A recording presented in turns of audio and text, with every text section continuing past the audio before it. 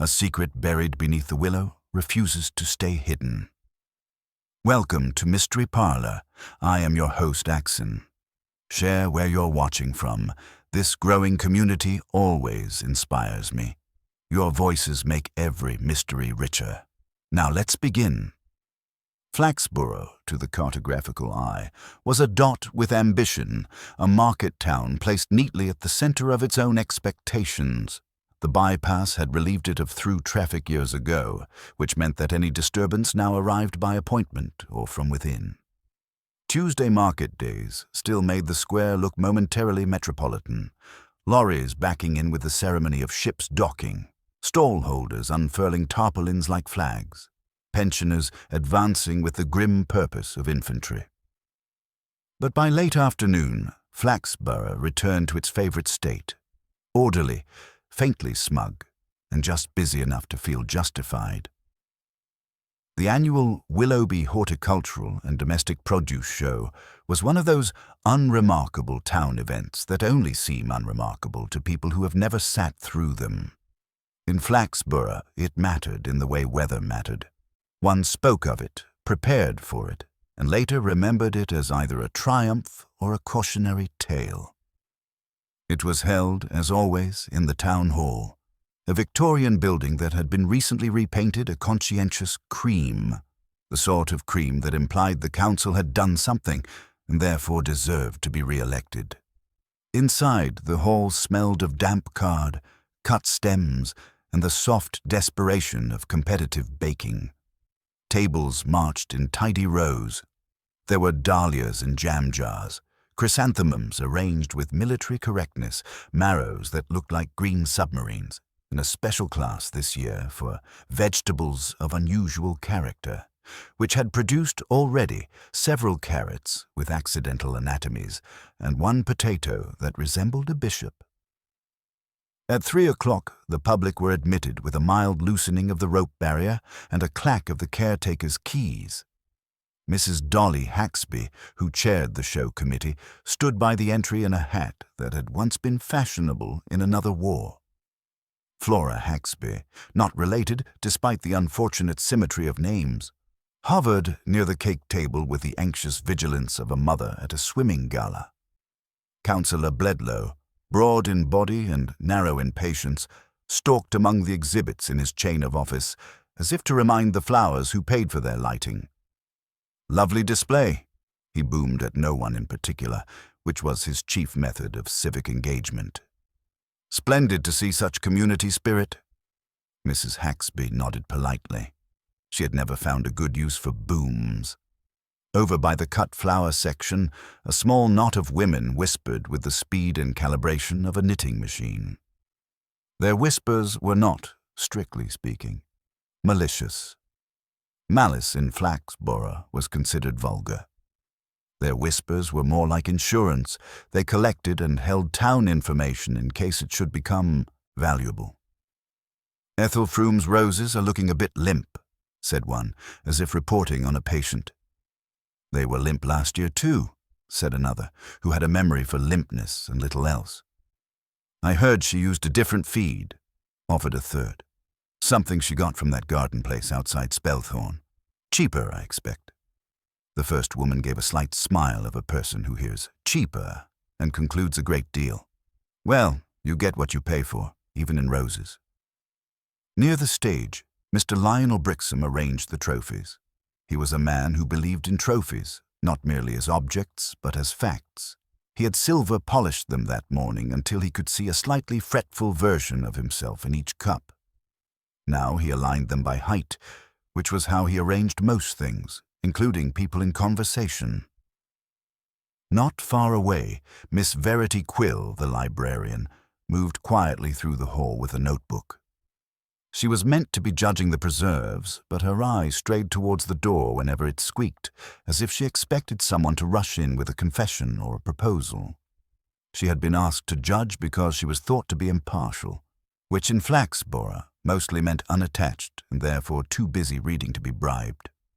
A brass band struck up somewhere beyond the open windows, the Rotary Club practicing a march that was at least 30 years out of step with itself.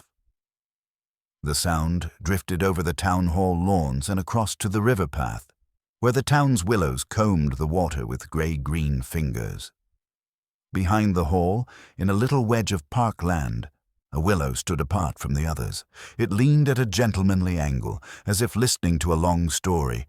Its branches dipped low enough to tickle the grass, and its trunk was thick, old, and hollowed in places by time and curiosity. Children had played in its shade for decades. Couples had argued under it. Teenagers had carved initials into it with the zeal of those who imagine wood to be eternal. This afternoon, the Willow was also hosting Mr. Gerald Polk. Gerald Polk, known in town as Jerry, which did not make him more personable, was a man of 40-odd who had spent much of his life being inoffensive in the way a puddle is inoffensive until someone steps into it. He worked part-time for the Parks Department, which meant that he was expected to do two things: tidy public spaces and keep out of sight while doing so. He had accomplished the second more reliably than the first. He wore a council jumper that had once been navy and now looked like weather. He carried a spade, a pair of shears, and the slightly resentful air of a man who had been asked to work on flower show day. "Just clear a bit round the willow," his supervisor had said. "There's drifted litter, and mind the roots. We don't want letters."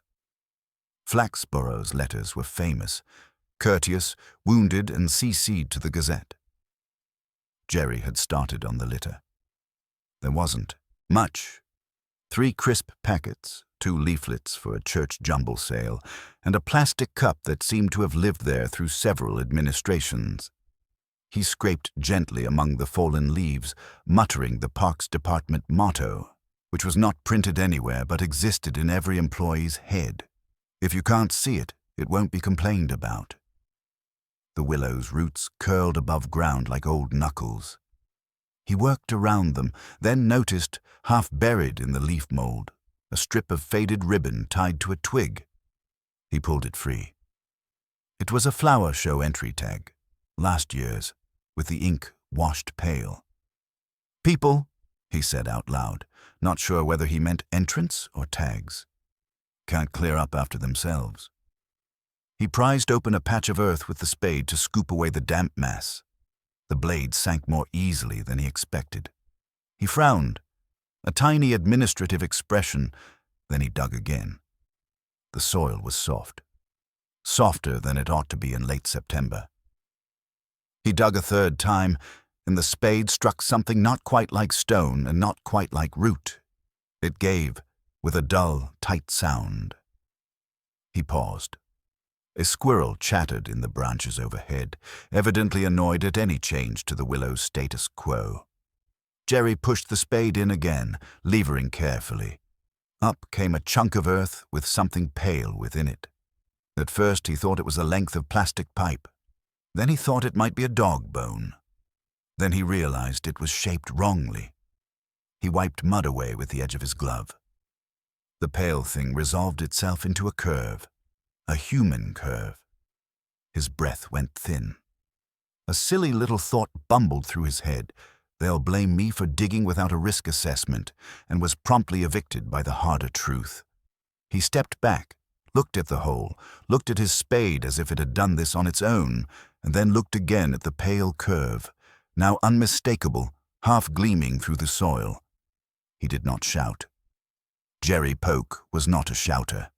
Shouting implied an opinion, and opinions led to consequences.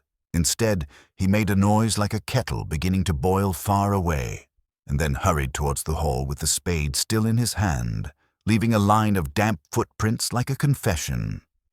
Inside the town hall, the flower show continued in its diligent calm.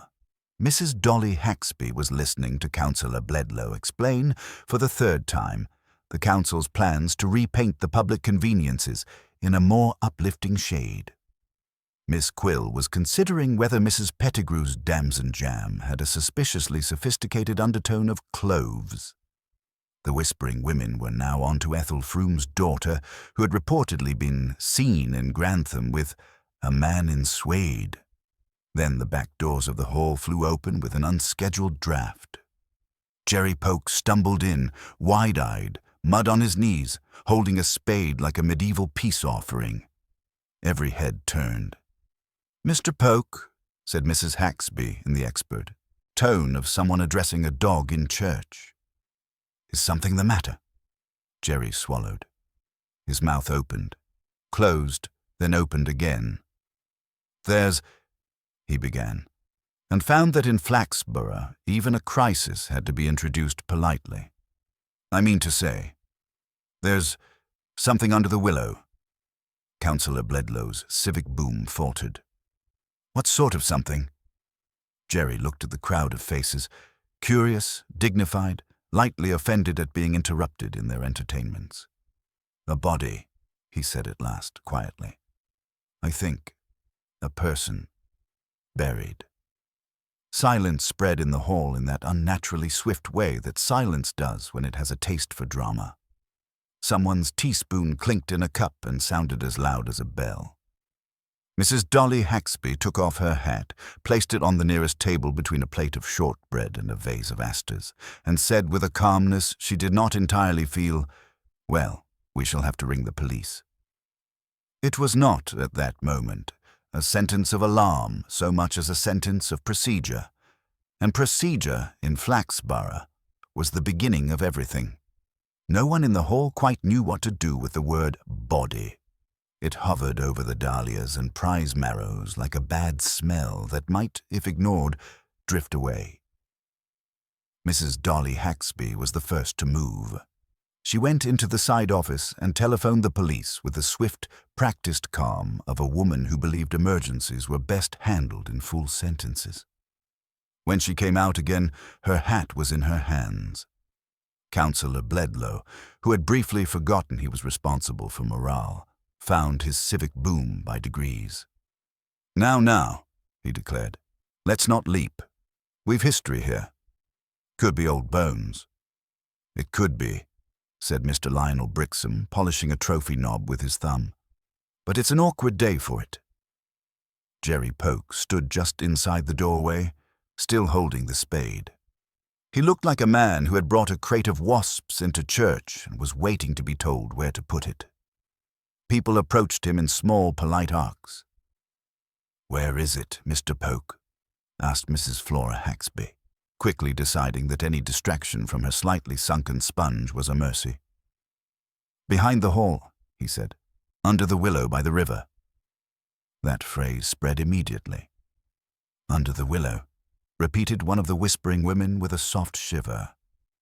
"I always said there was something peculiar about that tree." Outside, the rear doors were opened and the show flowed out in a decorous tide.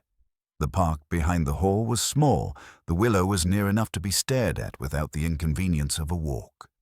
It leaned over the grass in its usual listening posture, its fronds stirring in a breeze that had no interest in reputations. Jerry led them to the raw hole he had started. The pale curve in the soil was visible now, even in the grey light. A woman made a surprised little sound, and at once pretended she had been clearing her throat. "Could be animal," a man in a trilby offered, hopeful. "It isn't," said another voice, briskly. Mrs. Dolly Haxby arrived at the back path. "Inspector Purbright is on his way," she said. The words cooled the air. Until he appeared, the crowd rearranged itself for better angles. People edged nearer, then remembered decorum and edged back. A boy tried to crane for a look and was jerked away by his mother. Mr. Slocum, the caretaker, muttered, "We ought to cordon it." "With what?" demanded Bledlow. "Rope. I'll fetch some." He set off. A police car rolled along the river path, followed by a second, plainer vehicle. Sergeant Lovejoy emerged first, compact and pink-scalped, neutral by habit. He walked straight to the hole, and his expression tightened only a fraction. Inspector Purbright followed. Dark suit, narrow tie, hat for weather rather than ornament. He moved at a mild pace which never quite conceded that other people were in a hurry. His grey eyes took in the hole, the willow, the scuffed grass, and the onlookers with equal attention. "Afternoon," he said. "Inspector," said Mrs. Dolly Haxby. Thank goodness. Sorry to interrupt your show. We were interrupted already, she returned, nodding towards Jerry. Purbright turned to the parks man with a look so gentle that it made Jerry feel oddly guilty. You found this? Yes, sir. I was clearing litter. The spade went easy, then struck something. Purbright crouched without ceremony. He did not touch the bone. He watched it for a long moment, then examined the soil, the narrow cuts, the damp leaves. Ground felt loose? Soft, yes. I thought it was wet, Jerry said. Purbright nodded, as though softness had more uses than wetness. He straightened. Sergeant, keep people off this patch.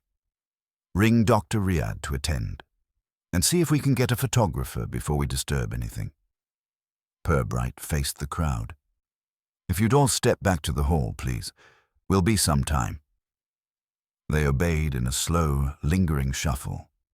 Lovejoy returned with Slocum and a coil of rope, and together they made a conscientious square that was neither large enough to be useful nor small enough to satisfy the onlookers.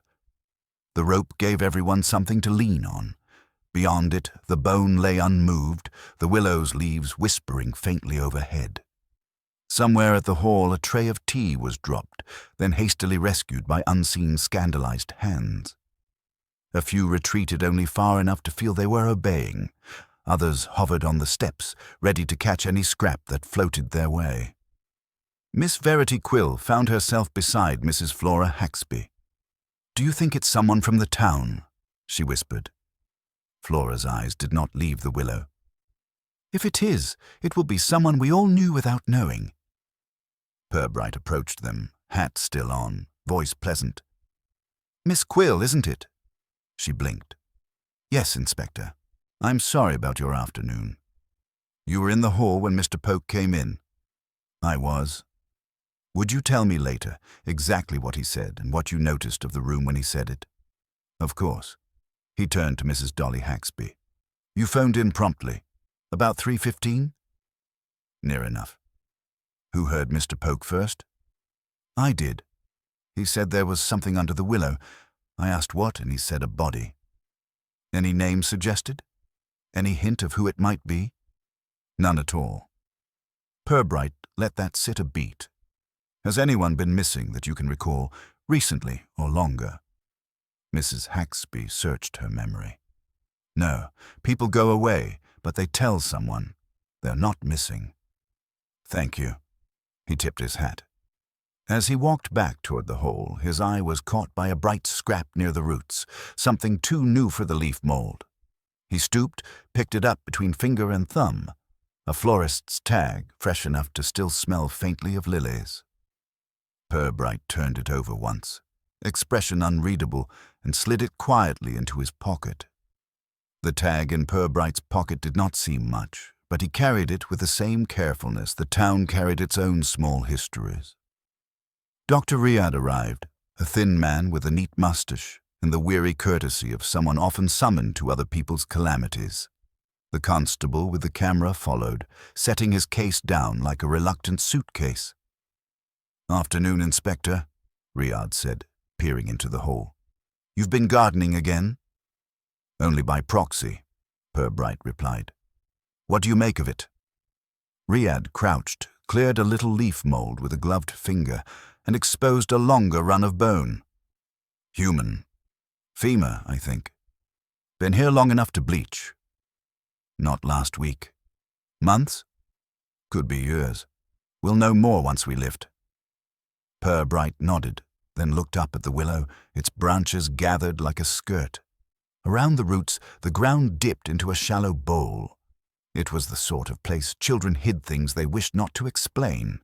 It was also, he reflected, where an adult might put away something he could not bear to keep. Lovejoy and the constable set to work with a spade and trowels. Purbright watched their hands for a moment, then stepped aside. He walked to the hall steps, where the show committee and the hardier gossipers had collected in a semicircle. Councillor Bledlow was speaking in low, earnest tones. "We must keep calm. We mustn't have the Gazette making this lurid. Think of property values."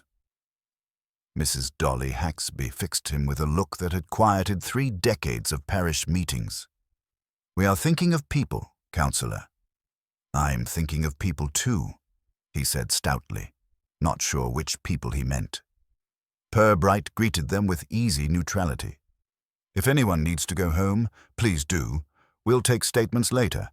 Sergeant Lovejoy will note names." They did not go. Leaving would mean missing the moment when ignorance became knowledge. Purbright leaned a shoulder against the stone rail, letting the town do its waiting. His thoughts moved mildly, touching on the tag, on soft ground, on the Willow's shelter. A body that old meant an absence folded into memory without protest. Flaxborough was good at forgetting in plain sight. From inside came a burst of laughter that died quickly when someone remembered where they were. Life, he thought, does not stop for death. It merely lowers its voice. A short woman in a raincoat approached, pushing through others with the certainty of being perpetually certain. Mrs. Ethel Froome, whose roses were never absent from gossip. "Inspector," she said, "I don't want to be a nuisance, but I should mention—" "Yes, Mrs. Froome." "It's about that Willow. I've never liked it. It draws people. There've been goings-on there. Young ones at night." "How long have you thought that?" "Oh, for ages. Since before the war. I told the council once it ought to be cut down. They said it was protected, like it was a saint." "What sort of goings-on?" "Drinking, kissing, shouting. You hear things when you live near the river. My bedroom window faces that way." "Did you ever see anyone take anything to the Willow? A parcel, a bag?" She hesitated, displeased at being asked to separate seeing from supposing. "Not exactly. But last spring I saw a man there early, very early, scratching about like a terrier. Coat and scarf. I thought he was drunk." "Do you recall who he was?" "No, it was half dark. I'd have known if it was someone respectable." Purbright thanked her, and she retreated, satisfied to have planted her suspicion. He noticed Miss Quill a few steps away, talking quietly to Mrs. Flora Haxby. Quill's fingers kept smoothing the edge of her notebook as if it were a worry-stone. Purbright moved closer. "Miss Quill, earlier you said no one is missing, but people vanish from towns without a notice. Can you think of anyone who left suddenly, perhaps not by choice?" "There was a girl," Quill said. "Years ago. Lily Gant."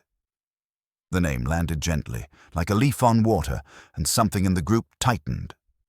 Flora inhaled sharply. "Tell me about her." She waited tables at the Old Vine Hotel, not from Flaxborough. She rented a room above Mrs. Crouch's bakery. Then one day she was gone. It was said she'd taken a job in Norwich, but no one ever heard from her again. I always thought it odd. "How many years?" 8 or 9. I remember because she used to borrow detective novels and never returned the last one." "What was she like?" "Quiet. Pretty in a way that made some people resentful. Men liked to be seen with her. She wasn't unkind, just not rooted." Flora cleared her throat. "People said she was flighty." "People say a great deal," Purbright replied. "Did she have family here?" "Not really.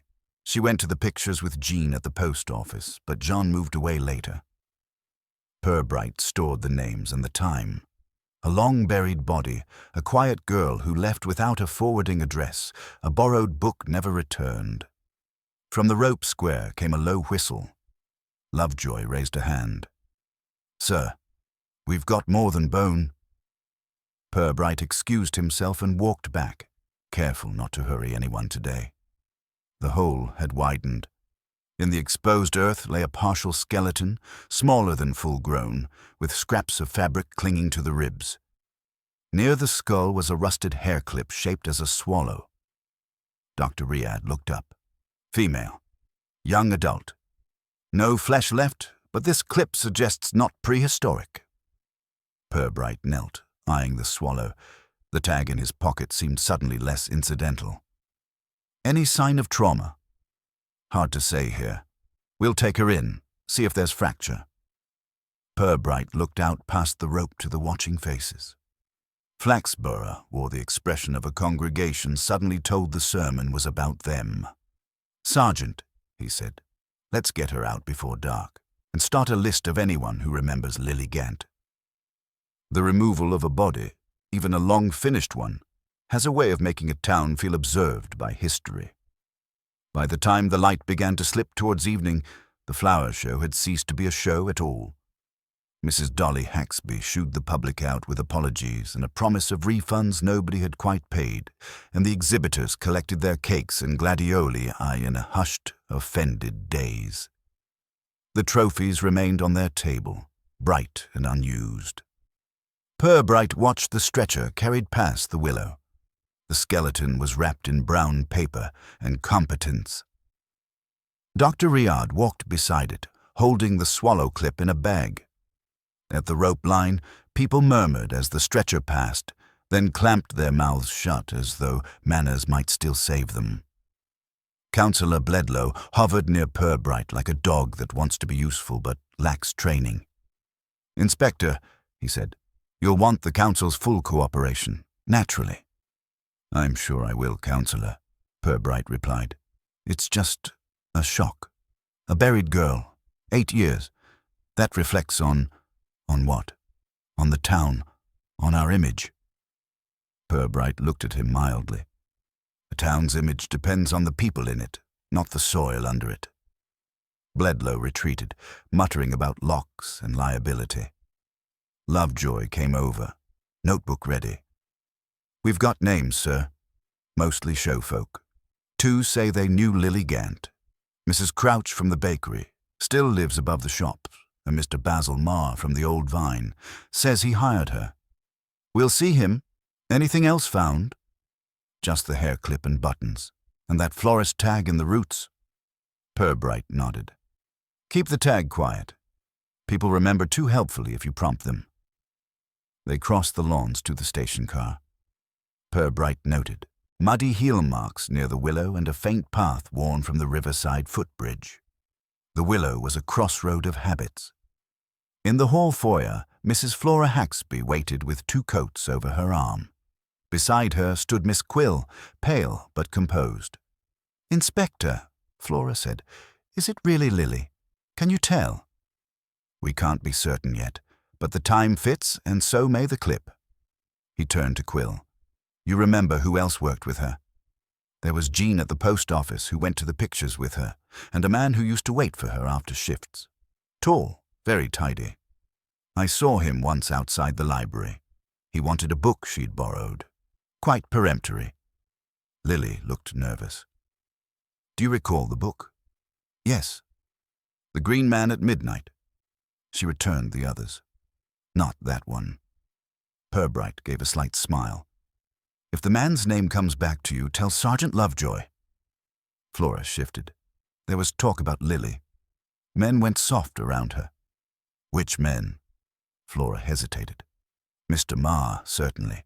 Young Tranter, the butcher's son, was forever hanging round the hotel. And Mr. Helling, he drove the wine merchant's van then. Called twice a week.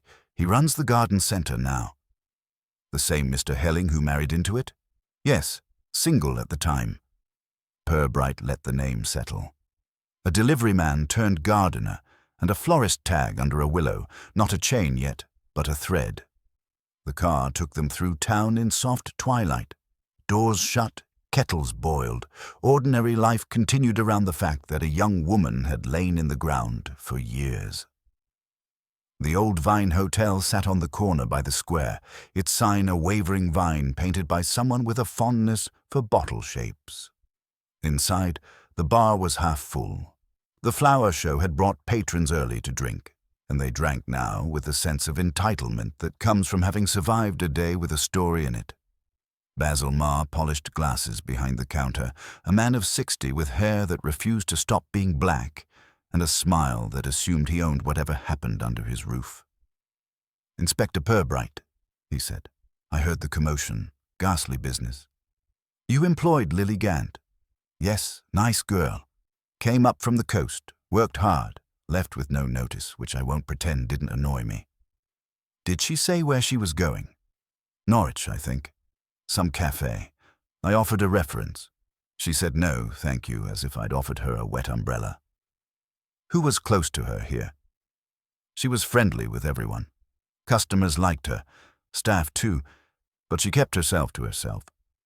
Lodged above Mrs. Crouch, didn't she? Quiet as a mouse. Any man in particular? Mar laughed once.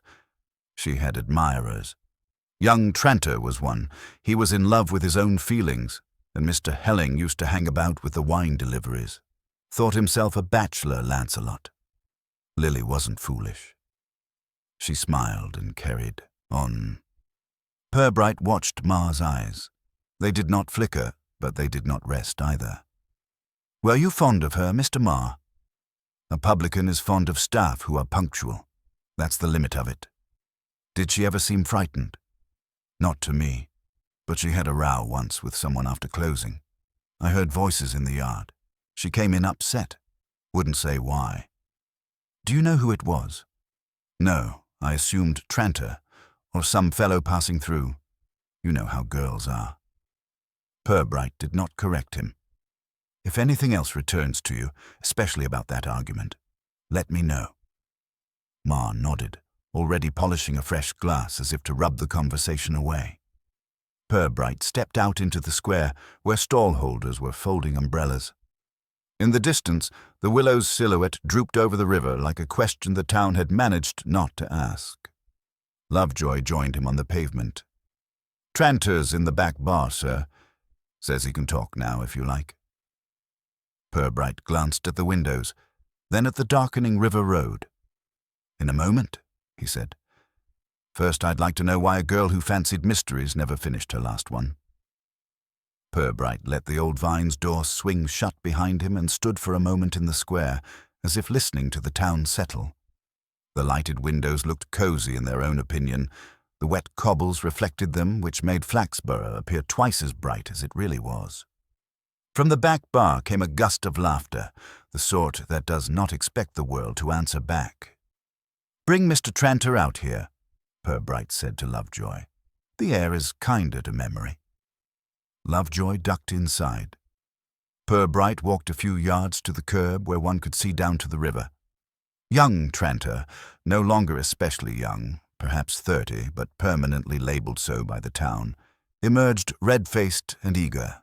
He wore a butcher's apron as if he had come straight from work, though the stains were older than today. Evening, Inspector, he said quickly. Terrible thing about Lily. I was fond of her. We all were.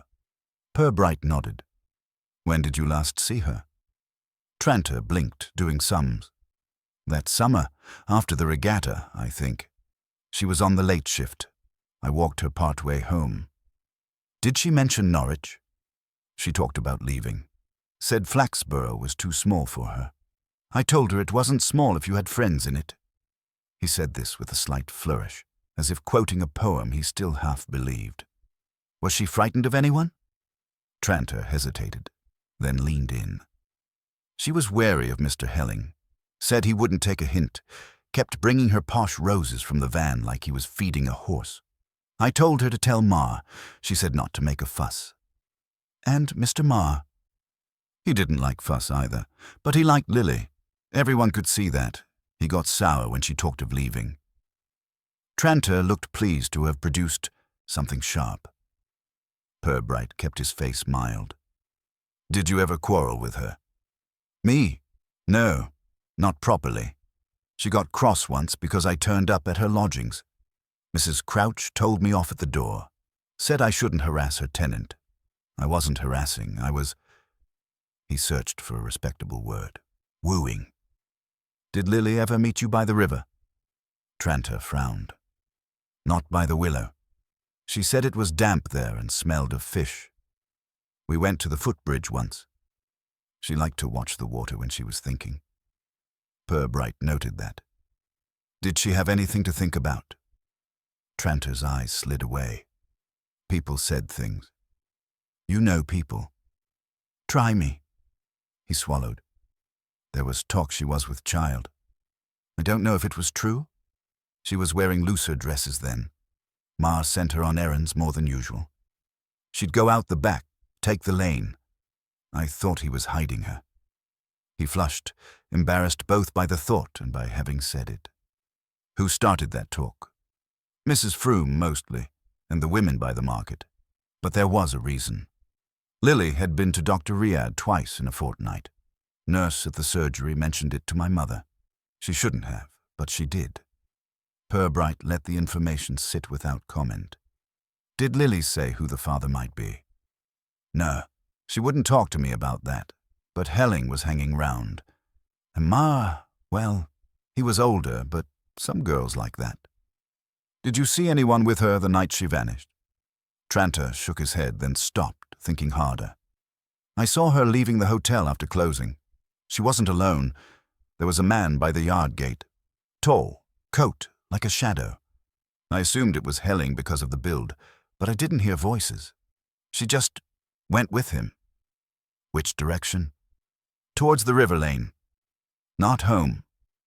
Purbright thanked him and watched him retreat to the bar, where his friends greeted him with fresh sympathy and the glow of being briefly relevant. Lovejoy made a note. That'll travel, the sergeant said quietly. Yes, Purbright replied, but perhaps not in the exact shape he told it. They drove to the library before closing. Miss Quill admitted them through a side door with the last of the day's patience in her smile. The library smelled of polish and damp paper, a smell that made Purbright feel momentarily that the town could still be filed correctly. Quill led them to a small desk where old ledgers were kept. We keep records 7 years, she said apologetically. Older ones are boxed. 7 may do. Purbright opened the ledger for the year Lily vanished. The handwriting was neat, Quill's predecessor's. There it was.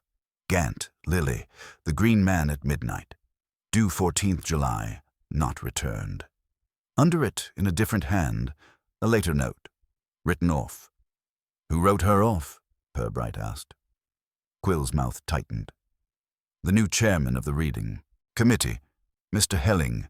He took over when the garden centre sponsored our refurbishment. He was keen on tidiness. Purbright looked up. He knew Lily. Not well, but he remembered her book. He came in one afternoon and asked about it, quite sharply for a man buying petunias at the same time. He was holding petunias? Yes, the sort with orange centres. I remember because he wanted to put them in the memorial planter by the river. Purbright closed the ledger softly. A florist's tag, a swallow clip, petunias for a memorial planter by the river, and a man who liked tidiness enough to erase a debt that wasn't his. He thanked Quill and stepped back into the street. Night had come. Flaxborough's lamps made circles on the pavement. Somewhere, the Willow continued to comb the dark water. Purbright felt the town turning its face towards that tree, if only to see who else was looking. In the station car, Lovejoy said, "Shall I bring Helling in, sir?" "Not yet," Purbright said. "First we'll speak to Mrs. Crouch. People who bake early sleep light, and they talk straighter before breakfast." Purbright arrived at Mrs. Crouch's bakery just after 6, when the sky was pale as dishwater and the town still smelled of yesterday.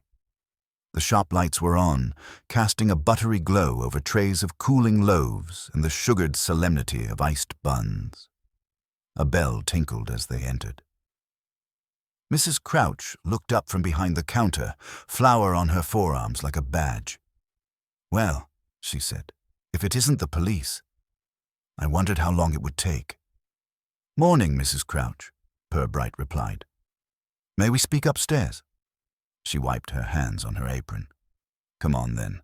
Don't tread on the dough." They climbed the narrow stair by the ovens. Her sitting room was small, overly tidy, and smelling faintly of yeast and lavender polish. A framed print of a seaside pier hung slightly crooked. She gestured to 2 chairs, sat herself upright on a sofa, and waited with a baker's formidable patience. "You had Lily Gant as a lodger," Purbright began. "I did. Nearly a year. Paid on time. Quiet. Kept her things folded. A decent girl. When did you last see her?" "The Wednesday before she went." She came in late from the hotel, cheeks pink from heat. Said she was tired. I asked if she wanted tea. She said no, thank you, and went straight up. Did she say she was leaving? She'd mentioned Norwich. But she didn't say when. Girls mention lots of places. It doesn't mean they go. Was she in trouble? Mrs. Crouch's mouth pursed as if tasting a sour currant. She was worried. Not hysterical, mind, but you could tell. She jumped at the phone. She asked me once what I thought of adoption. Purbright kept his voice neutral. You thought she was pregnant. I didn't think. I knew. She told me. Not with pride either. With resignation. She said she'd made a mistake and didn't know how to unmake it. Did she tell you who the father was? No, I asked. She said she'd handle it. Then she cried a bit, which she hated doing. After that, she went very calm, very polite. That's when I got worried. Why? Because calm in a girl like her meant she'd decided something. And I didn't like the look of what she'd decided. Lovejoy scribbled.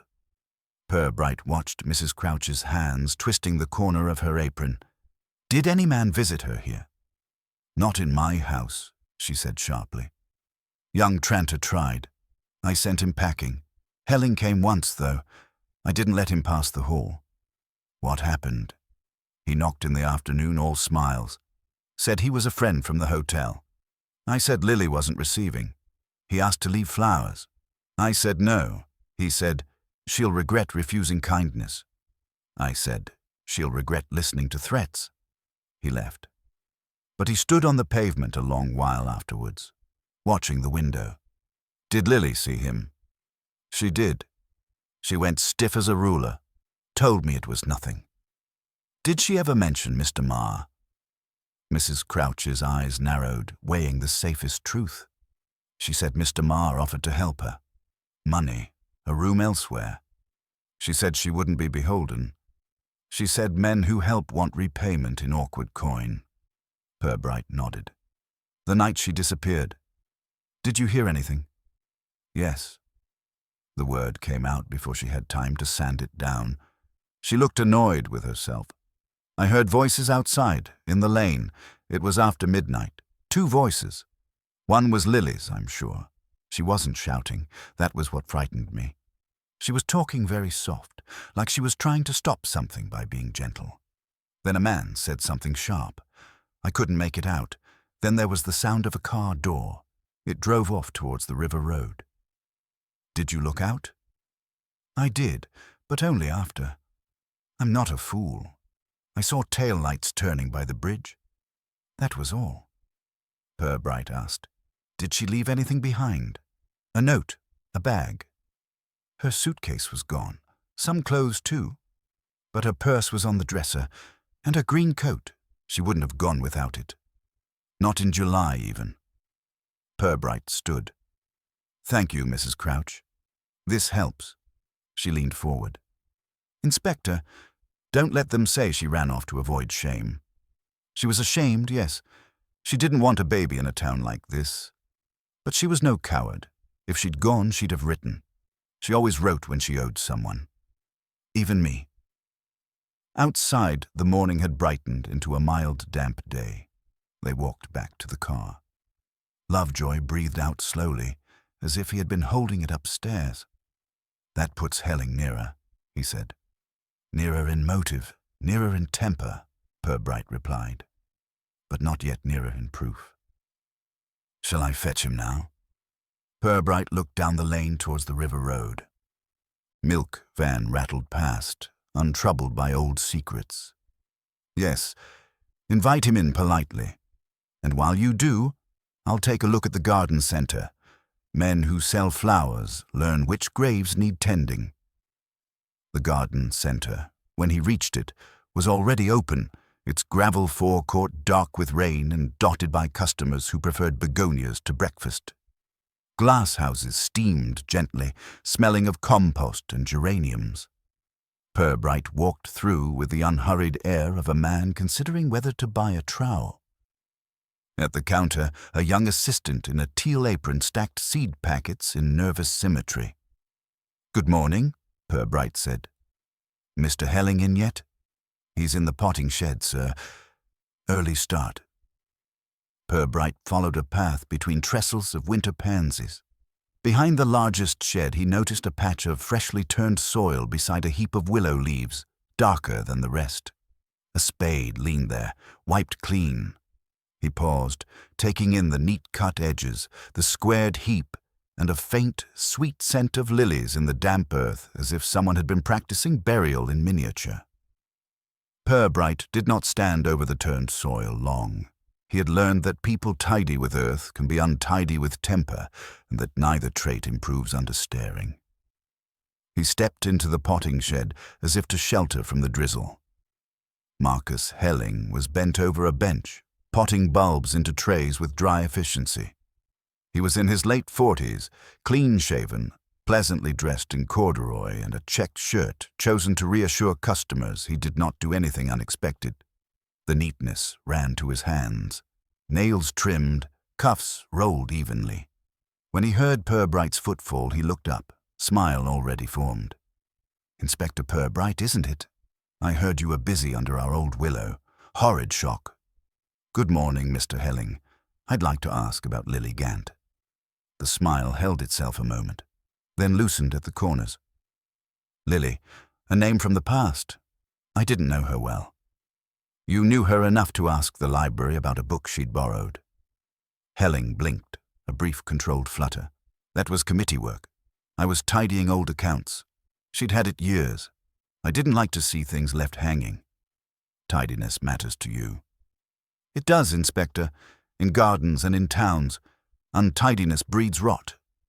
Purbright let the metaphor pass. "Mrs. Crouch says you visited her house once with flowers." "I went to check on Lily because she'd missed a shift. I took flowers as a courtesy. Mrs. Crouch is robust. She thought you were threatening. She misread me. She enjoys drama." "Did Lily miss shifts often?" "No, she was reliable. That's why her sudden leaving surprised us." He paused, as if selecting a helpful memory. Mr. Marr was annoyed. He said she was ungrateful. "What did you think?" "I thought she had her reasons. A young woman can't always say them in a place like Flaxborough." His sympathy sounded packaged, like twine. "You supplied wine to the old vine, then?" "Yes. I drove the van for Spelthorne Wines, 2 days a week." "You were there the night she vanished?" "No, I delivered earlier. The log will show it. That night I was home. With anyone. I lived alone above the depot." Purbright glanced about the shed. Labels in precise script, sacks stacked by size, a kettle polished to a conscientious shine. "Did she ever seem frightened?" "She looked upset once. Said she'd been unwell. I offered help. She refused." "Was she pregnant?" Helling's eyes widened. "I had no idea. If she was, I'm sorry for her. That sort of thing happens when girls are careless." "Did she ever ask you for money?" "No." "Did you ever quarrel?" "Certainly not. I liked Lily. But I was a delivery man with a route, not a suitor." Purbright said gently, "You brought her roses?" "Once or twice. As a joke. The staff teased me that she brightened the place. I thought a flower might brighten her in return. There's nothing criminal in roses." "No. But I found a florist's tag by the Willow. Fresh, not 8 years old." Helling's mouth opened, then closed. The smile tried to return and didn't. People buy flowers for all sorts of reasons. Perhaps someone dropped it yesterday. Perhaps. Do you recognize the shop? "It says Helling's Garden Center." We put tags on bunches. One may have fallen off. "Were you at the Willow yesterday?" "No, I was here until supper. Ask my assistant." Purbright watched him. "I'm suggesting nothing yet. I'm asking questions." Helling exhaled, a tidy sigh. "Then ask away. I've nothing to hide. Tell me about the memorial planter you suggested by the river." "It was after Lily went. Staff were rattled. I thought flowers there might be kind in case she came back or in case... Well, the town forgets quickly without a marker. What flowers? Petunias. Orange centers. She liked orange. Said it looked cheerful against grey weather.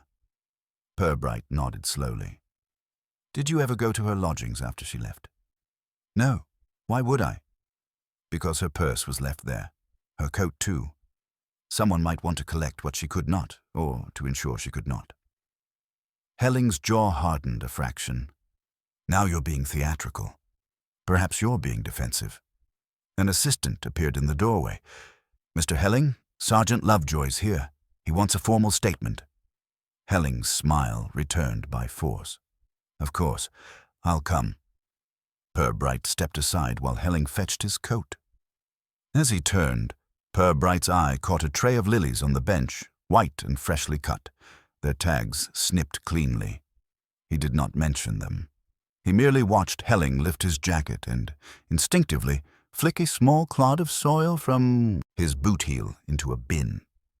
They walked out together through the glass house alleys. Customers looked up and then down again, sensing drama but not wishing to buy it.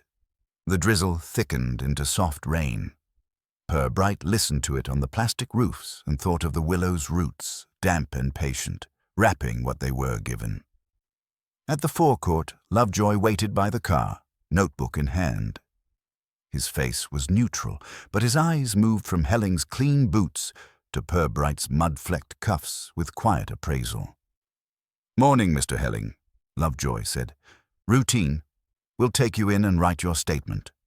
"Happy to assist," Helling replied, a shade too brisk. As they drove, he filled the silence with remarks about late frosts and the price of compost, as though gardening was safer than girls who vanished. Purbright let him talk. People often said most when they thought they were saying nothing. At the station, Helling signed his name in careful script and sat straight, presenting himself for inspection. Purbright asked, "After Lily left, did you ever walk by that willow?" "No," Helling said instantly. "No reason." "None at all?" "No reason," he repeated, and his eyes dropped to his hands, briefly checking they were still clean. Purbright noted the speed of the reply and wondered what shape a reason takes when buried for years. Helling left the station with his dignity folded under his arm, and the town felt the faint tremor that comes when a respectable man is questioned. By noon, the square hummed with traveling versions of the morning. The plain truth, being least interesting, moved slowest. Purbright ate his sandwich in his office with the window half open. Sergeant Lovejoy sat opposite. "Dr. Riad rang in," Lovejoy said. "She was pregnant, sir, pelvic signs, and there's a fracture high on the skull. Blunt force, not a fall?" Purbright chewed once. So the rumor was right and the conclusion wrong. Wrong how? They imagined disgrace and flight, not death and concealment. He wiped his fingers. "Time?" 8, maybe 9 years. Fits Lily." Purbright nodded. Pregnancy, a late-night quarrel, a man by the yard gate, a car on the river road, a cracked skull, and a willow that had agreed to keep quiet. The pieces were beginning to acknowledge one another. "Who knew she was with child?" Lovejoy asked. "Mrs. Crouch. Perhaps Mr. Marr. Perhaps the father." Purbright stood. "Let's walk."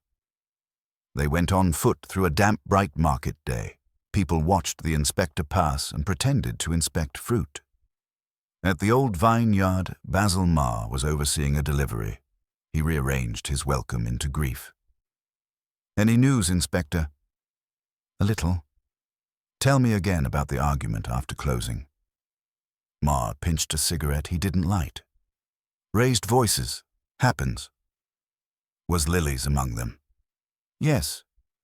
Calm, she said, "You mustn't." Then a barpa. "Man, low and sharp. I couldn't place him." "Did you go out?" "No. Counting takings." "Did you know she was pregnant?" He blinked. "No. If I had, I'd have helped." "Helped how?" "With money. A ticket. Whatever she needed." His face hardened. Pretty girls cost a town its manners. Safe from whom? From foolish men who think a girl owes them. Tranter, Helling, any of them. Purbright thanked him and moved on. They crossed to the post office. In the side office, Mrs. Jean Pottle sat straight-backed. "I haven't thought of Lily in years," she said. "Did she mention a man?" John's eyes sharpened. "One I didn't know. Brown car. Waited at the hotel back gate twice. He had a limp. She said he was sorting something out." "Anything else?" "He wore a council raincoat once and had a pale scar near his ear." Purbright felt a small click. A brown car, limp council gear. He thanked her and stepped back into the square. Under the green dragon awning, Jerry Polk was eating a pasty with the wary look of a man expecting blame between bites. "Mr. Polk," Jerry nearly choked. "Inspector, I'm about if you need me." "I do. 8 years ago, did you drive a council vehicle?" "I did odd jobs. Parks, refuse." "Did you know Lily Gant?" "Not really. Saw her about." "Did you ever meet her by the river?" "No, sir. Why would I?" Purbright kept his voice mild. "Because someone with a council coat and a limp waited for her behind the old vine. A brown vehicle drove towards the river. And you limp, Mr. Polk. You also have a scar by your ear." The cafe noise thinned. Lovejoy edged closer. Jerry went pale. I only gave her a lift once," he stammered. "She was crying, asked me not to tell anyone. I didn't. I swear I didn't hurt her." Purbright nodded. "Then tell me exactly what happened." Jerry's hands trembled on the paper bag. "She was by the back gate after closing. Said she needed the river road quick. She said a man was coming who wouldn't take no for an answer. She looked scared, not like her. I drove her. She told me to stop by the footbridge. Said she'd meet someone there for money to leave. I offered to wait. She said no. I watched her walk down to the bridge. That's all. I never saw her again." "What time was this?" "Half-past midnight. The church clock was striking 1 as I turned the van." "Which van?" "The old council Bedford. Brownish, if you count rust." Purbright let the silence hold. "Did you tell anyone?" "No, she made me promise, and then folks said Norwich, so I kept quiet." "You did what you thought was right," Purbright said. "Facts are better than guesses." He rose, leaving Jerry slack with relief and dread. As they walked away, Lovejoy murmured, "If Polk's straight, Helling wasn't the driver." "Not necessarily," Purbright said. "But now we know Lily headed for the footbridge, not the Willow. Whoever ended her journey wanted the Willow." She didn't. They followed the river lane in the car, slow enough for puddles to part politely. The footbridge sat a quarter-mile out, a wooden span with iron rails that trembled under each step. Purbright stood by the near post while Lovejoy peered at the water. "People choose bridges because they feel familiar," Purbright said. "Familiar can be a kind of false safety." On the rail, half hidden under peeling paint, a faint cluster of initials had been carved long ago. He ran a finger over them, LG, and beneath smaller, a crooked MH. The cuts were old, weathered to gray, but still legible. "Marcus Helling," Lovejoy said quietly. "Or any man with those letters," Purbright replied. "But she stood here enough to leave a mark." He walked to the far end where the path forked. One way back to town, the other through trees toward the hall lawns. The Willow's silhouette drooped in the distance like a curtain. "She could have gone either way," Lovejoy said, "unless someone steered her." Purbright crouched by the verge. In the gravel lay an old washer, rusted brown. It might have come from any van, any year. Still, he slid it into an evidence envelope. "Tiny things," Lovejoy murmured. "Tiny things are what give towns away," Purbright said. He looked once more toward Flaxborough, wondering who had kept watching this fork in the dark all these. By late afternoon, the river lane had grown busy with the faintly theatrical bustle that follows any police interest. A pair of teenagers loitered too close to the bridge, pretending to be on their way somewhere else. An old man with a dog passed 3 times, each time in a different hat. Purbright let them all exist. If he tried to swat away curiosity, it would only multiply in corners. Back at the station, he sat with the rusted washer on blotting paper and let his mind roam slowly, the way a cat tests a room for warmth. The washer was small, nondescript, not provably connected to anything, but it had been at the fork, and the fork was where Lily had last been seen alive. Between those 2 facts lay a human decision. Lovejoy came in with a folder. I rang the depot records. Council vans 8 years ago, 2 Bedfords, both brown. One assigned to parks, driven by Polk and others, the other to highways. Marcus Helling did a short stint with highways as a temp in 16 before he went full-time wines. Purbright looked up. A temp with a council coat then. Not a lie, just a missing sentence. He'd have driven the other Bedford. Which one stayed at the depot? The highways one. Parks kept theirs at the yard by the river. A borough map hung on the wall behind Lovejoy, pinned with last month's burglary routes. Purbright rose and traced the river road with a pencil. The yard by the river was 3 minutes' drive from the footbridge. Short enough to be convenient, long enough to be private. "We'll go there," he said. The council yard was a fenced patch of gravel and sheds, smelling of diesel, wet tar, and the faint melancholy of municipal paint. A foreman in a high-vis vest gave them a greeting that was half fear and half old grievance. "Inspector, if this is about the Willow, I told Parks years ago we needed a proper risk survey." "This isn't about surveys," Purbright said. "May we look at your old vehicle logs?" The foreman led them into an office crowded with clipboards. The logs were kept in beaten-up binders, each page ghosted with carbon. Lovejoy flipped through while Purbright sat quietly, letting the room talk back. The foreman hovered, keen to appear cooperative while remembering which councillor had cut his overtime. "There," Lovejoy said, tapping a page.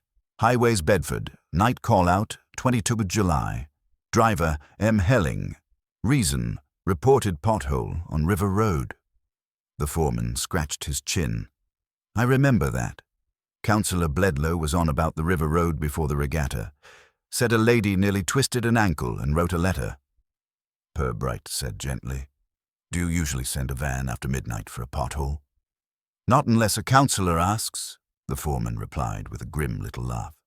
"They ring anyone. Saved up their indignation all day." "And was there a pothole?" "Oh yes, there was. We filled it next morning." Purbright nodded. An invented task that ended in a real hole, a neat way to summon a van to a quiet road. He thanked the foreman and stepped back into the rain.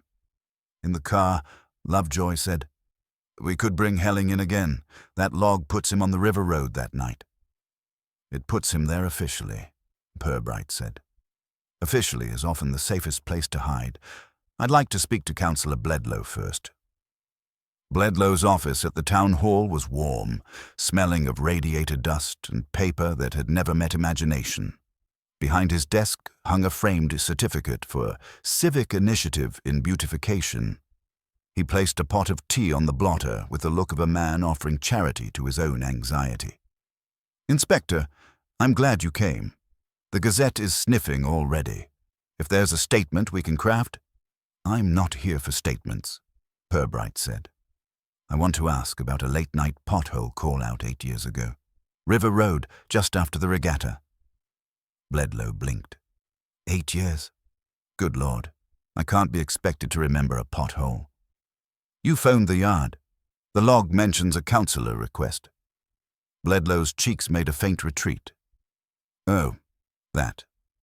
There was a complaint. I recall a lady saying she'd fallen. We had to act. Safety of townsfolk, you understand." "Which lady?" He shifted in his chair. "Mrs. Collins, I think? Or Mrs. Deacon? Someone on the river committee?" Did you see the pothole yourself? No, not personally. I took the complaint on trust. We're trying to understand why a van was sent after midnight rather than the morning. Bledlow's laugh came out too quickly. Well, you know, tempers were high because of the regatta. People wanted action. Besides, there was that business at the old Vine with the girl, all a bit unsettled. Perhaps I thought it would be reassuring to have the road seen to. Purbright watched him. You knew Lily had vanished by then? Yes, of course. Whole town did. Before you made the call? Bledlow's mouth opened and then closed as his mind checked its own diary. Well, I suppose yes. People were talking that evening. It seemed the decent thing to keep the council visible. Purbright rose. Thank you, councillor. You've been very helpful. He left without offering the comfort Bledlow was fishing for. Outside in the corridor, Lovejoy murmured, That was soft, sir. Soft is sometimes sharp enough, Purbright replied. He's frightened, not of Lily, of being remembered. They returned to the station and found Helling waiting in the lobby, dry coat folded over his arm, a bouquet of apology on his face. Sergeant said you wanted a word, Inspector. Purbright nodded. Come in. Helling sat in the interview room like a man at a dentist. Purbright placed the vehicle log copy on the table between them. Do you recognize that? He asked. Helling's eyes flicked down. A council log. Yes. It shows you drove the highways Bedford to the River Road after midnight on 22nd July, the night Lily vanished, for a pothole. Helling went still. If the log says so, then I did. Why didn't you mention it? It was official work. I didn't connect it to Lily. I'd forgotten the date. You don't strike me as a man who forgets dates if they tidy a narrative. Color rose in Helling's neck. Inspector, are you accusing me? I'm asking you to help me understand. You drove out because Councillor Bledlow phoned in a complaint, yet he barely recalls who complained and describes the call as reassuring. Was it his idea or yours? Helling's throat worked. Bledlow phoned. That's all I know. Purbright leaned back, voice still mild. Here is what we do know. Lily was pregnant. She was frightened of someone. She asked Jerry Polk for a lift to the footbridge to meet a man with money. A council van was on the River Road that night. You were driving it. Later, Lily was buried under the Willow, a place she disliked. When her book was overdue, you were the man who cancelled the debt. When we found her, a fresh flower tag from your garden centre lay by the roots. These are not certainties, but they are a pattern, Mr. Helling, and patterns are what gardeners live by. Helling's hands clenched and unclenched on his knees. You're making a story out of coincidence. A story is only coincidence arranged, Purbright said softly. If you wish to correct the arrangement, now is the moment. Helling looked up, and for the first time his neatness failed him. His eyes shone with something close to fury, or grief, or both. She asked me to meet her, he said suddenly, at the bridge. She said she needed help leaving. She said she couldn't have the baby here. She said it would ruin her. I said I would give her money. I would drive her to Norwich myself if she wanted. I meant it. Purbright said nothing. She was waiting when I arrived. She was crying. I tried to calm her. I told her she didn't have to run. She said no one must know. Not Ma, not Tranter, not anyone. She said the father would kill her if he found out. I told her I'd speak to him. She begged me not to. Who was the father? Helling stared at the table. Basil Marr. The name fell into the room with the quiet violence of a dropped vase. Purbright let it lie a moment before asking, What happened next? He came down the lane. He must have followed her, Helling whispered. He was wild. He said she was shaming him, that she was blackmailing him, that she'd destroy the hotel. He grabbed her. She tried to pull away. I stepped between. He swung at me, caught my ear with his ring. She screamed then. I told him to stop. And? Helling swallowed. He shoved her. She fell against the bridge post. Her head hit iron. She went limp. Ma stood there, staring. Then he said, "You were here, Helling. You dragged her here." He said he'd say I'd attacked her. He said I'd lose everything. I was only a temp. No one would believe me over him. Helling's voice frayed. I panicked. I helped him. We put her in the van. We drove to the hall lawns where the Willow hid things. We dug. He dug. I don't remember who did more.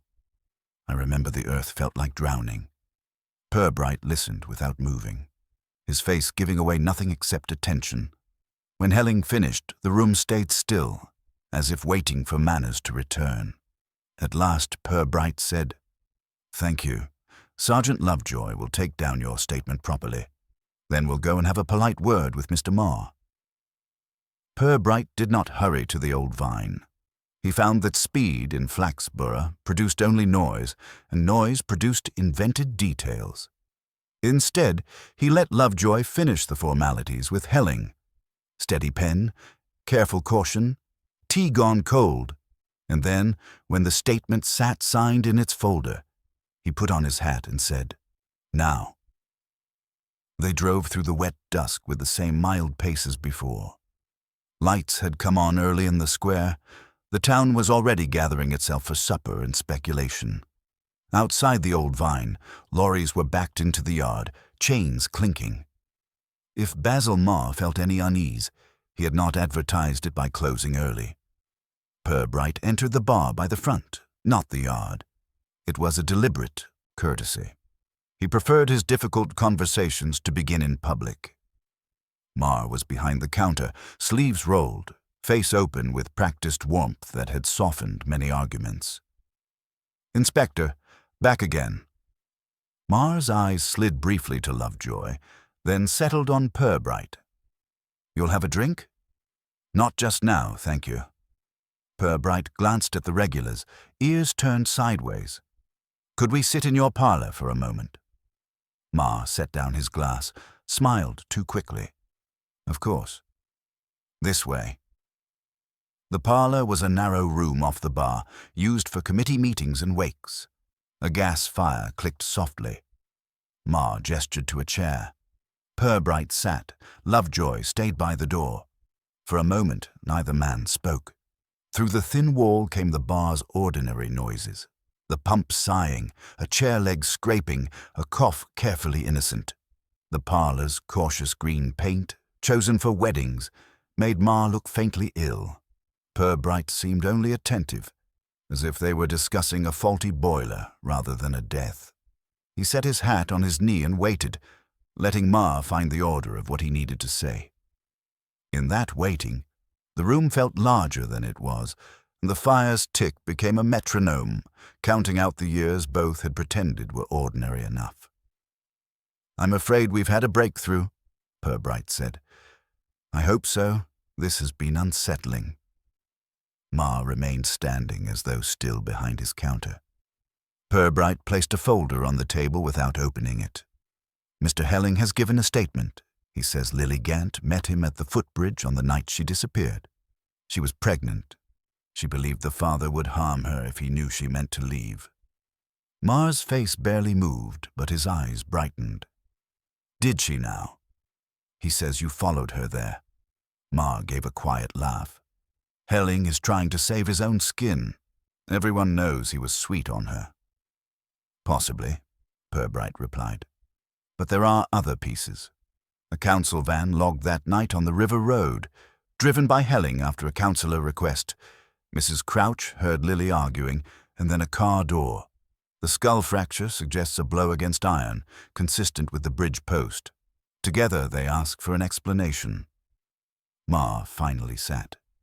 "So what are you saying, Inspector?" "I'm saying that people can make a mess in a moment they meant to keep tidy. Helling says the father was you, that in the struggle she struck her head and died, that you then used the van to bury her under the willow." Marr stared at the fire. "A convenient confession. Very neat." Purbright waited, giving him room to step into his own honesty. Marr's voice thickened. Lily was a good girl. She had a way of making the place feel younger, but she was trouble without meaning to be. Men saw her and started fantasies. I warned her. She laughed. Did you sleep with her? Ma's head snapped up. Once, he said. Not. Planned. Not repeated. She came to my office crying about Helling pestering her and Tranter hanging round. I was trying to comfort her. I won't pretend I was noble. I was lonely. And the child? She told me late. I said we'd go to the doctor, sort it. She said no. She said she was leaving. I panicked. Flaxborough forgives drink, not disgrace. I thought if she went quietly, it would pass. So you followed her. I went to talk sense. I didn't know Helling was meeting her. I saw his van by the bridge and thought the worst. I lost my head. He rubbed his hand over his mouth. We argued. I grabbed her arm. She pulled away. I shoved, just to stop her running, and she went back, hit the iron. She dropped. I remember the sound. I knelt. She didn't breathe. What did you do then? I did what cowards do. I looked for a way to make it not true. Ma's hands trembled now. Helling said we should call for help. I said no one would believe it was an accident. I told him he'd be blamed too because he was there with a van after midnight. It was cruel. It worked. Purbright said gently, So you buried her? Yes. Under the willow. We dug fast. The ground was soft from rain. I told myself it was temporary, that I'd come back and do something decent. But days passed, and then months. The town said Norwich and I let it. He looked up at Purbright. You wake up one morning and realize you've lived 8 years on a lie nobody questioned. Purbright folded the folder shut. Thank you for telling me. Sergeant Lovejoy will arrest you now. We'll do the rest in the proper way. Lovejoy stepped forward and read the caution. Ma listened, nodded, and held out his wrists as if surrendering to a fate he had carried already. From the bar came a muffled clatter and a sudden hush as word travelled faster than footsteps. As they led him through the corridor, Ma said quietly to Purbright, Will the town ever look at that Willow the same way? I doubt it, Purbright answered, but perhaps it will look at itself a little more clearly. They drove Ma away in the same rain that had fallen on the colourless lilies and the varnished trophies, and Flaxborough watched from behind curtains with the particular stillness it reserved for moments when decency had to be reconsidered. In the bar of the Old Vine, somebody had said, Well, I never, and meant it not as a lament, but as a shield. Somebody else had said, Poor Basil, which was how sympathy in Flaxborough often disguised shock at its own proximity. By 9 o'clock, the square was dark again, yet awake in every upstairs window. Gossip did not pour through streets so much as seep through walls. The Willoughby Horticultural Committee met in Mrs. Dolly Haxby's sitting room, partly because committees always met, and partly because the hall felt suddenly less theirs. Tea was brewed and gone cold twice. Basil Ma, Flora Haxby kept saying as if practicing a foreign word. Basil. Miss Quill sat quietly in the corner, thinking of a borrowed book and the way stories were usually kinder than their endings. She felt, in that small flame of self-reproach kept alive in librarians, that she ought to have done more with an overdue notice. One never knew what a notice might prevent. But she also knew, without being able to articulate it, that towns did not change their minds because a librarian sent a postcard. Councillor Bledlow telephoned the chief constable and offered his steadfast support in all communications going forward. The chief constable, who had heard 3 offers like it already that evening, thanked him politely and hung up. After which the councillor sat in his kitchen staring at the table as if waiting for it to suggest a solution. At the station, Lovejoy fetched Purbright another cup of tea, though they both knew he would not drink it before it cooled. Everything signed, sir, Lovejoy said. Helling's statement too. He's shaken, but he'll stand by it. Ma's in cell too. Thank you. Purbright rubbed the bridge of his nose. Have Dr. Riad formalize the report, and ask Mrs. Crouch and Jean Pottle to come in tomorrow, gently. They've carried this longer than they knew. Lovejoy hesitated. The Gazette's already asking for a line. They can have one tomorrow, Purbright said. Tonight they can go to bed with their questions like everyone else. He stayed late, as he always did when a town was busy rearranging its conscience. The station grew quiet in the small hours. Somewhere in a rear office, a radiator clanked in its sleep. Purbright sat at his desk, the folder open, the statements lying like pressed flowers, each one preserving a moment of human weakness in black ink. He thought of Lily Gant as other people had last seen her, tired, smiling at a bar, holding a library book under her arm. And he thought of her at the bridge, calm-voiced in fear, trusting a man she did not like because trust was sometimes the cheaper currency. Her death had not been a planned act of cruelty. It had been a planned act of preservation, a man trying to keep his life tidy by pushing the mess into darkness. Human beings, Purbright reflected, were not monsters. Monsters were too simple. Human beings muddled themselves into corners, then built walls to avoid looking at the corners, and were usually astonished when somebody else turned on a light. At 1:30 he went out for air. The rain had stopped.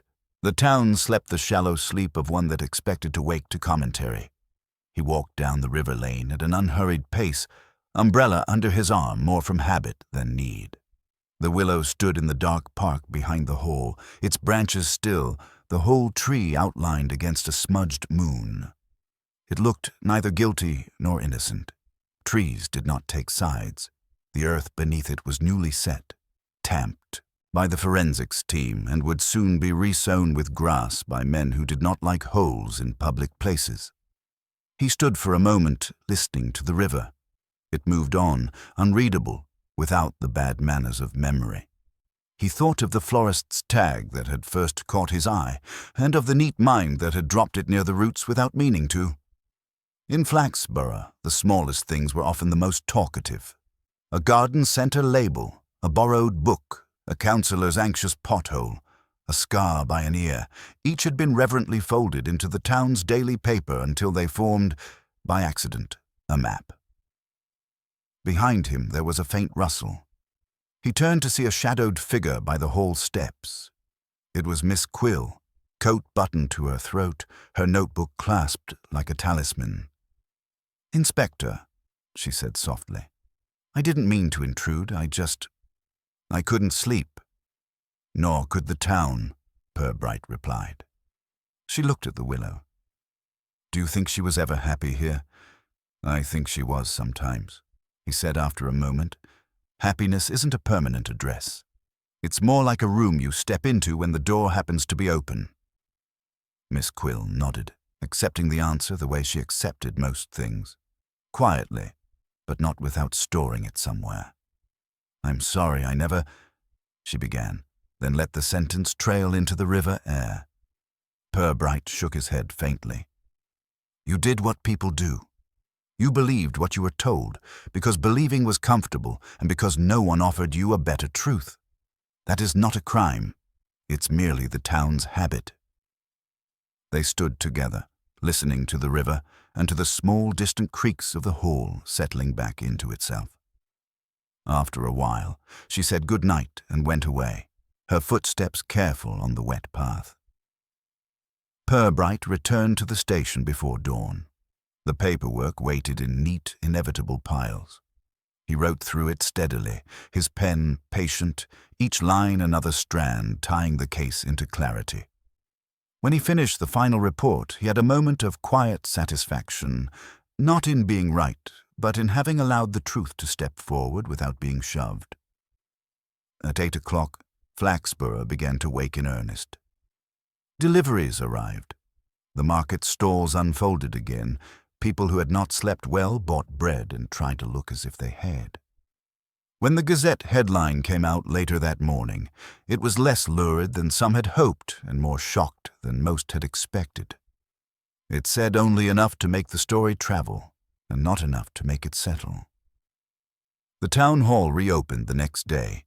The committee rescheduled the flower show judging for the following week, with the grim determination of people repairing a cracked plate.